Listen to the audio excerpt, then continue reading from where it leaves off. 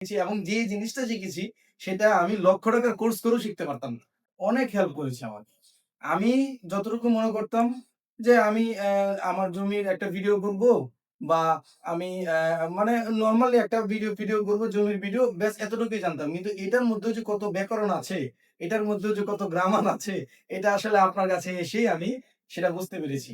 যে এই ফ্রেমগুলো কিভাবে নিতে হয় এবং কিভাবে নিলে অডিয়েন্স গুলা পছন্দ করবে, এই জিনিসগুলো আপনাদের কাছ থেকে আমি সুন্দর শিখেছি এবং যে জিনিসটা শিখেছি সেটা আমি ৳১,০০,০০০ কোর্স করেও শিখতে পারতাম না। আচ্ছা। এবং আপনারা যে চার্জটা করছেন আমি বলব যে এটা আপনাদের সার্ভিস অনুযায়ী খুবই কম।